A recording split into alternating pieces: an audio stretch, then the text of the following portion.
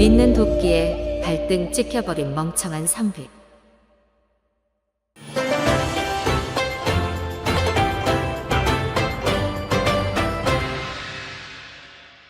어떤 선비가 애월이라는 아름다운 첩을 두고 있었다. 그러던 어느 날 첩이 선비에게 청하였다. 나으리? 여름도 되었고 하니 고향에 잠시 다녀오면 안 될까요? 안 될 것 없지요. 누구 청인데 거절하겠소. 선비는 대범한 듯 겉으로는 다녀오라 하였지만 혹여나 호행하는 종이 첩을 겁간할 것이 걱정되어 어찌할까 고민을 하였다. 예월이의 미색이 이리도 고우니 어느 산에든 품고 싶은 마음이 생기지 않겠는고. 가장 어리석은 녀석을 딸려보내야 내 마음이 편할 것이야. 잠시 후 선비는 집안에 있는 사내종을 모두 불러 모아놓고 질문을 하였다. 너희들은 여자의 옥문이 어디에 있는지 알고 있느냐? 옥문이 어디 있는지 모르는 사내도 있던가. 호참, 질문 같은 질문을 해야 답을 하지.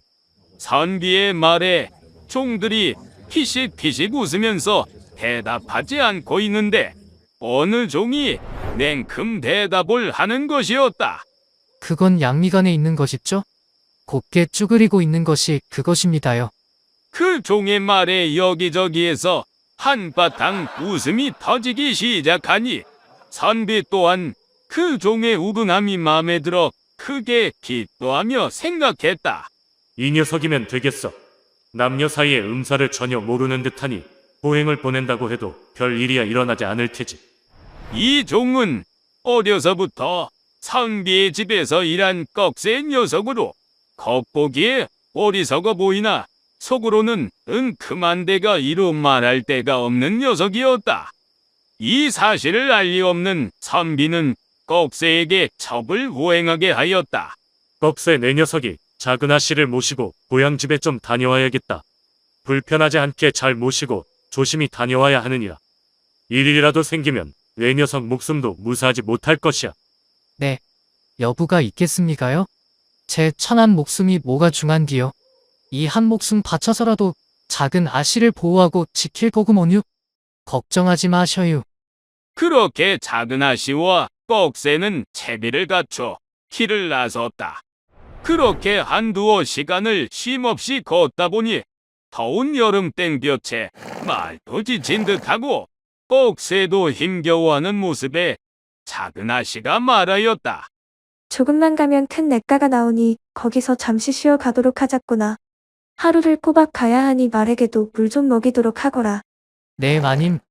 이윽고 냇가에 당구하니 꺽쇠는 말 한 장을 풀고 말에게 물을 먹이고선 이내 훌러덩 옷을 벗고 냇가에 풍덩하고 몸을 내던지는 것이었다. 아이고, 시원하구먼. 올여름은 왜 이리 더운 것인지 지는구만저. 그때였다. 나무 그늘에 앉아 땀을 식히던 아씨의 눈에 물장구를 치며 미역을 감는 꺽쇠의 두 다리 사이로 뭔가 묵직한 것이 덜렁덜렁거리고 있는 것이 보였다. 에그머니, 저 녀석이 왜 저러는 것이야? 멍청하다더니 부끄러움도 없는 모양이야. 연신 눈을 가리며 민망해하기는 하였으나 그 낯빛에 싫어하는 기색은 전혀 보이지 않았다. 오히려 어느 순간 꺽쇠에게 다가가 그를 희롱하여 묻는 것이었다.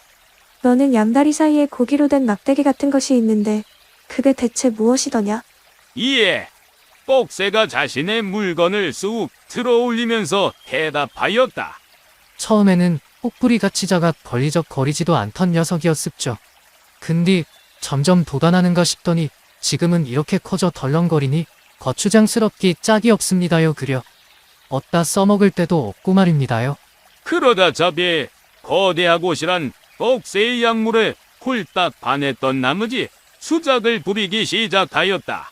나도 태어날 때부터 양다리 사이에 작은 구멍이 있었는데 차츰 커져 지금은 깊은 구멍이 되었지. 보아하니 너의 그 소산한 막대기와 나의 움푹 패인 그곳에 짝이 잘 맞을 것 같은데 한번 맞춰보지 않겠느냐?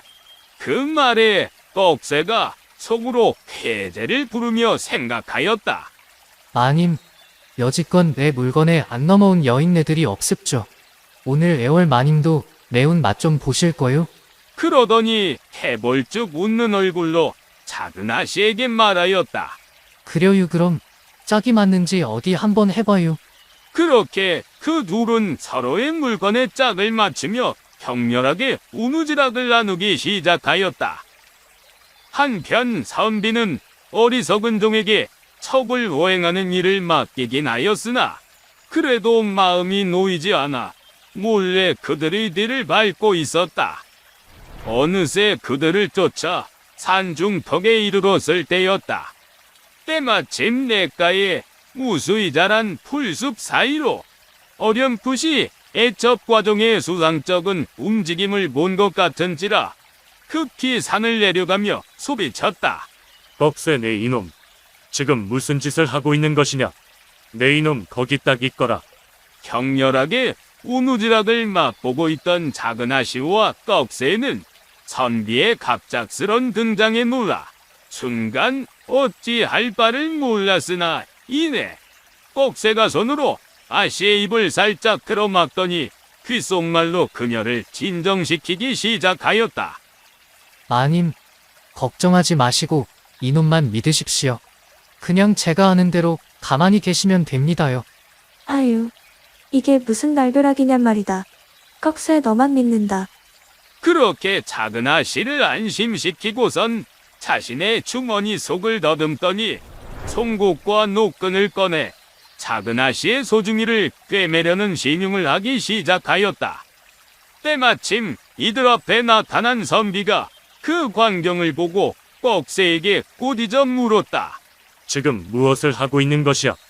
뭘 꿰매려 하는 것이냔 말이다.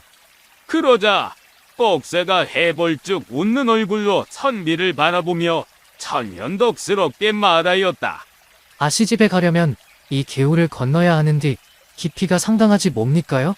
혹여라도 작은 아씨께서 강을 건너시다 물에 빠져 수독이라도 오르면 큰일이니 아씨의 몸 이곳저곳에 상처가 있나 없나 살피던 중이었습죠.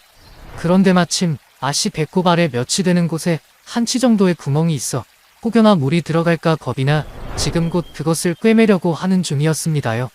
꺽쇠의 말이 끝나자 선비는 크게 기뻐하면서 말하였다. 진실로 아씨를 위하는 마음이 크구나 이 녀석. 내가 사람을 잘 보았어. 그런데 그 구멍은 태어날 때부터 있던 것이니 꿰매지 않아도 되느니라. 그만 되었으니 어서 고향 가던 길을 서두르거라. 알겠습니다요, 나리. 그렇게 멍청한 선비는 더 이상 꺽쇠를 의심하지 않았으니 그 길로 발길을 돌려 집으로 돌아갔다. 이제 더 이상 거리낄 것이 없어진 작은 아씨와 꺽쇠는 가는 길 내내 격렬한 우누리정을 나누었으니 길을 떠난 지 열흘을 훌쩍 넘기고서야 겨우 고향집에 도착할 수 있었다 한다. 오늘 이야기는 여기까지입니다. 재미있게 보셨나요? 우리 속담에 고양이에게 생선을 맡긴다는 말이 있습니다. 해를 끼칠 걸 알면서도 중요한 일을 맡겨야 할 때 쓰는 말인데요. 오늘 이야기의 상황과 대충 맞아 떨어지는 것 같습니다. 선비의 입장에서 보면 참 안타까운 일이지만 개인적으로 애초에 고양이에게 생선을 맡긴 것부터가 잘못된 판단이 아니었나 싶네요. 맛있는 생선을 탐하는 건 고양이의 본능이니 뭐라 할 수도 없는 부분이기도 하고요. 여러분의 생각은 어떤가요? 고양이에게 생선을 맡긴 주인의 탓일까요? 아니면 믿고 맡겨준 생선을 먹어버린 고양이를 욕해야 할까요? 아니면 맛이 좋아 먹혀버린 생선을 욕해야 할까요? 과연 누구의 잘못이 가장 큰 걸까요? 여러분들의 재미있는 의견을 댓글로 남겨주세요. 이랬거나 저랬거나 사람 너무 믿지 맙시다. 오늘도 끝까지 시청해주신 여러분 대단히 감사합니다. 다음 시간에 만나요.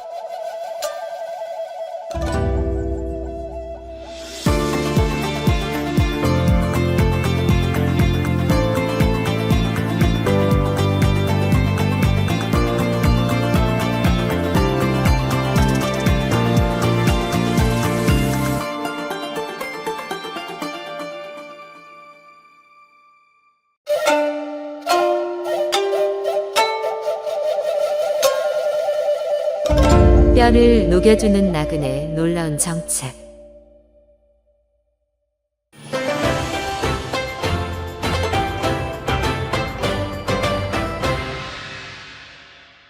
한 행상이 어느 민가에서 하룻밤을 묵게 되었다. 밤중이 되자 주인 부부가 교접을 하는 환성이 들려오니 이를 듣고 있던 행상이 괜한 호기심이 생겨 주인에게 물었다. 지금 하고 있는 일이 무엇이요? 그러자 주인이 대답하였다. 헉헉거리는 소리 들으면 모르시오. 지금 아내와 열심히 교접 중이오. 교접 중에 미안하오만. 네. 훈수 하나만 두어도 되겠소? 이 일 좀 하시나 본데. 그리하시오. 어디 말이나 들어봅시다. 네, 잠시 들어드릴 테니. 이에 행상이 근엄한 말투로 주인에게 훈수를 두기 시작하였다. 대체로 남녀가 결합함에 있어 두 가지의 격식이 있어. 그 하나는 깊이 넣고 오랫동안 교접함으로써 여자로 하여금 뼈가 스르륵 녹을 만큼 기분이 좋다 여기게끔 만드는 것인데 이것을 상격이라 하오. 격식 중에 가장 이상적인 격식이지요. 다른 하나는 격한 소리를 내면서 잠깐 동안의 방설에만 뜻을 두는 것으로 지금 당신이 하고 있는 것과 다를 것이 하나 없지요. 이름하여 합격이라 하는데 하수들이나 즐겨하는 교접술이랍니다. 교합이라 함은 무릇 음양의 이치와 같아 한쪽이 강하면 다른 한쪽이 쉬이 흩어져 버리니 서로의 절정을 찾아 조화를 이룬다면 불로장생도 할 수 있으니 무엇보다도 중요하지요. 주인은 이상격과 합격의 이치를 잘 이해하고 교접을 하시는 게 중요하오. 작게는 어떻게 하는지에 따라 내일 밥상도 달라지니 말이오. 안 그렇소이까? 있기, 불로장생은 무슨. 이리도 싱거운 사람을 보았나. 상격이면 어떻고 합격이면 어떠하오. 내가 좋으면 여편네도 좋은 것이지 뭐가 되수요. 안 그렇소 마누라. 사내의 물음에 아내가 떨떠름한 표정으로 말하였다. 서방님이 그렇다면 그런 것이겠지요. 서방복 지지리도 없는 년이 뼈가 녹아내리는 기쁨 따위를 퍽이나 알기나 하겠어? 어서 하던 일이나 마저 하시오. 아내의 핀단에 머쓱해진 주인은 엄한 행상을 탓하며 퉁명스럽게 말하였다. 어서 귀 닫고 잠이나 주무시오. 남의 행방에 감나라 배나라 그만하고. 그러더니 조금 전보다 더 격하고 방정맞게 교접을 하는 것이었다. 에헤이, 상격과 합격을 잘 이해하고 교접을 하라 하였거늘 오늘만 사는 남자 같네 그려. 그렇게 한동안 역방 상황에 귀를 기울인 채 혼잣말을 하며 혀를 끌끌 차던 행상은 얼마 지나지 않아 코를 골며 깊은 잠에 빠져버렸다. 때마침 주인 방의 교접도 막바지에다 다르니 이내 윽 하는 소리와 함께 주인의 코 고는 소리만 들려왔다. 오늘도 이리 가셨구먼. 볕 좀 녹여봐라, 이 화상아. 나는 이제 시작인데 너는 고루코름 쳐 자빠져자면 이 끓어오르는 욕정은 어디다 풀라는 것이여? 아이고 내 팔자야. 그때였다. 신세한탄으로 땅이 꺼져라 한숨만 쉬던 여인의 머릿속에 좋은 생각이 떠올랐다. 상격과 합격의 이치를 잘하는 사내가 옆방에 있는데 내 무슨 신세 한탄이나 하고 있단가? 내 오늘 밤은 반드시 상격의 대우를 받고 뼈 좀 녹여볼 것이구먼. 그렇게 여인은 남편의 옆에 누워 한동안 자는 척을 하는가 싶더니 얼마 지나지 않아 갑자기 남편을 걷어차며 다급한 목소리로 말하는 것이었다. 이보시오. 어서 일어나시오. 지금 내가 꿈인지 생시인지 모르겠는데 말이오. 우리 조밭이 멧돼지들로 쑥대밭이 되는 꿈을 꾸어불었구만요. 불기러네 불기려. 내가 신기가 있는 거 잘 알지 않소? 어서 조밭에 가보시오서. 우리 1년치 식량인데 없어져 버림은 이거 큰일이단께요. 어서 가서 멧돼지 녀석들 좀 확인하시오. 그럼 큰일이지. 내 이놈의 멧돼지 녀석들 다 잡아버리겠구먼. 남편은 여인의 말을 철석같이 믿고 허리에 화살을 차고 활을 들고 미친 듯이 뛰쳐나갔다. 아이고, 저런 모질이. 살다 저런 모질이는 우리 서방이 상격이야 상격. 하여간 내 오늘 뼈가 녹아내리는 기쁨이 무엇인지 깨닫고 있을 터이니 열심히 망이나 보고 오시구려. 그렇게 남편의 뒷모습이 보이지 않자 여인은 조금의 주저함도 없이 행상의 방으로 들어갔다. 그리고선 깜짝 놀라 잠을 깬 행상에게 끼를 부리며 말하였다. 행상날이? 아까 듣자하니 교접술의 도리에 능통하신 듯한데 오늘 제가 그 도리가 어떤 것인지 몸소 익히고자 하니 가르침을 주시지 않겠습니까? 이에 행상이 여인의 속내를 눈치챈 듯 능글맞게 받아치며 말하였다. 하수들이나 하는 합격 따윈 내 행하지 않으니 그런 것이라면 당신 서방으로도 충분하오. 어서 나가시오. 합격의 이치 따위야 이미 통달하여 신선의 경지에 다다랐으니 상격의 이치만 알면 된답니다. 그 단단한 뼈가 어찌 녹아내리는지 또 얼마나 큰 희열을 선사하는지 좀 깨우쳐 주시오. 행상은 여인의 교태에 못 이기는 척 스르륵 그녀를 눕히더니 이제껏 맛보지 못한 격식을 선사하며 갈고 닦아온 교접의 기술을 맘껏 뽐내기 시작했다. 이보시오. 어찌 상격의 이치는 잘 깨달아가고 있는 것 같소? 깨닫다 마다요. 이미 뼈는 스르륵 녹아 없어진 지 오래이고 살조차 가루가 되어 신선이 되어 하늘을 날아다니는 듯 하옵니다. 어허. 이리도 깨달음이 빠르시오? 그대는 깨달음이 보통 여인네들보다 빠르니 더 큰 깨달음도 쉽게 얻을 수 있을 터. 다시 한번 깨달아 보십시다. 자, 기술 들어갑니다. 은미나의 뼈가 하나도 남아나질 않겠어라. 그렇게 여러 번의 깨달음을 얻은 이후 여인은 바라던 대로 그 환정이 극에 달하며 상격의 진정한 맛을 알아보렸다고 한다. 다음 날이었다. 날이 밝자 주모는 간밤에 가르침에 감사함을 듬뿍 담아 아침상을 거하게 차려 행상의 방을 찾았다. 행상날이 안에 계십니까? 아침상 차려왔으니 어서 문 좀 여시오. 안에 없으시오? 그러나 이미 행상은 짐을 꾸려 떠난 뒤였다. 여인은 뜬모를 아쉬움에 텅 빈 방 안에 멀뚱멀뚱 앉아 방바닥을 손으로 쓰다듬으며 말하였다. 어젯밤이 아직도 생생한데 뭐 그리 급하시다고 말씀도 없이 사라지셨소 그려? 더 깊은 도리를 깨우치려면 아직 멀었는걸. 그렇게 한동안 허탈해하던 여인의 초땀 잃은 시선이 벽을 스쳐가는 순간이었다. 어젯밤 내내 기대어 깨우침을 받던 벽 한 귀퉁이에 이런 글귀가 적혀 있는 것이었다. 조선 어느 마을에 다녀가다. 행조. 여인은 깜짝 놀라 한동안 말을 잇지 못하는가 싶더니 말없이 애를 갖춰 벽을 향해 절을 할 뿐이었다. 행조가 도대체 누구였길래 여인은 그리 행동을 하였던 것일까? 전하는 바에 의하면 행조는 도교의 종교적인 수행법 중 하나인 방중술의 시조로 중국의 성의학서인 소녀경에도 등장하는 인물이다. 요리의 시조이기도 한 팽조는 장수 음식을 챙겨 먹는 한편 방중술을 수행함으로써 불로당생의 단계까지 올랐으며 결국엔 신선이 되었다 한다. 특히 시공간을 초월해 여행하기를 즐겨하였으니 시대를 막론하고 그를 목격한 이들이 많다고 한다. 과연 그날 밤 여인의 뼈를 녹인 나그네가 신선 팽조였을까? 그것이 궁금하거나 말거나 어쨌든 사랑하는 여인의 뼈는 아껴주는 것이 아니라 녹여주는 것임을 명심하고 열심히 깨우침을 전파하도록 하자. 오늘도 시청해주신 여러분 대단히 감사합니다. 다음 시간에 만나요.